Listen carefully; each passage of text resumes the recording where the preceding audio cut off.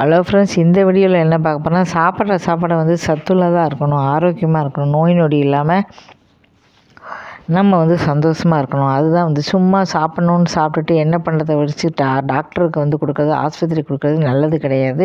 சாப்பிட்ற சாப்பாடு இந்த கடலைகள்லாம் வந்து பார்த்தா நிறைய புரத சத்துக்கள்லாம் இருக்குது, நிறைய வந்து சத்துக்கள் எல்லாமே இருக்குது. அதனால தான் கடலைகள் வந்து பார்த்தோன்னா நல்லா சேர்க்கலாம் அப்படின்னு சொல்லுவாங்க. அப்படி தான் சரி இட்லி தோசை சாப்பிட கூட ஒரு சத்தானது சாப்பிட்லாம் அப்படின்னு சொல்லிட்டு கடை மாதிரி தான். இப்போ வந்து அரிசியை நல்லா வந்து ஊற போட்டாச்சு, கொஞ்சம் பச்சரிசி வந்து இது அரிசியை ஊற போட்டாச்சு. இதுக்கு அடுத்து வந்து பார்த்திங்கன்னா கடலைப்பருப்பு ஊற போட்டிருக்கேன். எப்போவுமே அரிசி உளுத்தம் தான் நம்ம போடுவோம். இதில் இப்போ அடை மாதிரி வந்து கடலைப்பருப்பை ஊற போட்டிருக்கு.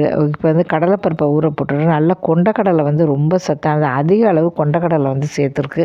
அதிக அளவு கொண்டக்கடலை இதெல்லாம் வந்து பார்த்திங்கன்னா ஒரு 2 மணி நேரம் 3 மணி நேரம் வந்து காலைல நான் வந்து மதியமே வச்சுட்டேன். 4-5 மணி நேரம் ஊறணும் கொண்டக்கடலை, இல்லைலாம் அரையாது. எல்லாத்தையும் நல்லா வச்சு இது வந்து கிரைண்டர் வேணும் கூட அவசியம் கிடையாது, மிக்சியில் நல்லா அரைச்சி வச்சிடலாம். இப்போ வந்து தோசை மாதிரியே மையாக தான் நான் அரைச்சேன். அதுக்கப்புறம் வந்து கருப்பு உளுந்து தான் போட்டிருக்கேன். உளுந்துலே சத்து உள்ளது கருப்பு உளுந்து தான். ஆனால் வந்து ரொம்ப ரொம்ப களையிறது அவ்வளோ கஷ்டமானது.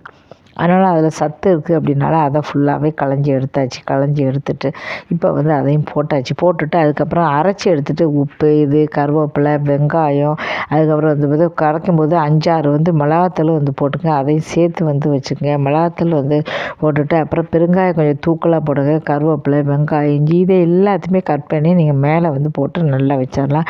இது வந்து சூப்பராக வந்து பார்த்தீங்கன்னா அடை அப்படின்னா கொஞ்சம் பாதி தான் அரைப்பாங்க, ஆனால் இது ஃபுல்லாகவே நைஸாகவே தோசை மாதிரியே வந்து அரைச்சிருக்கு. நல்லா அரைச்சி வச்சுட்டு ஒரு தக்காளியை வந்து போட்டுங்க, நல்லா அரைச்சிட்டு இப்போ வந்து அரைச்சோம் அப்படின்னா ராத்திரியே நம்ம சாப்பிட்றலாம். புளிக்க வைக்கணுமா கேட்டால் அதெல்லாம் ஒன்றும் வேண்டாம்.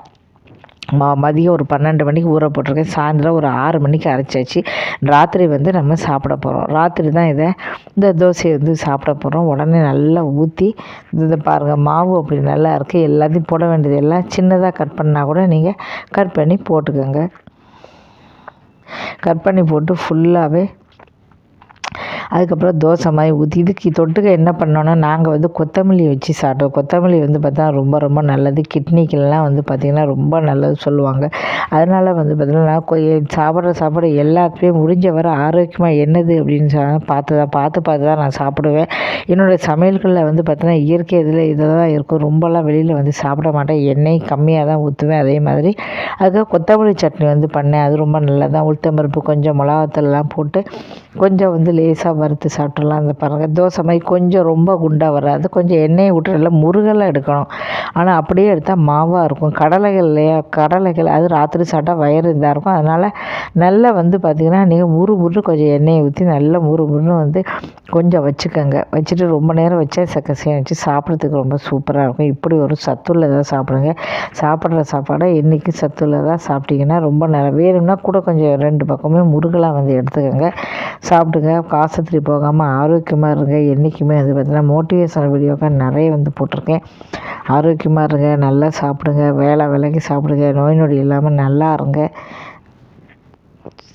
என்ன பண்ணுறோம் அது இதுன்னு சாப்பிடாதீங்க. ஆசைக்கு ஏதோ ஒரு நாள் சாப்பிட்டா பரவாயில்ல, எப்போதும் சாப்பிடாதீங்க.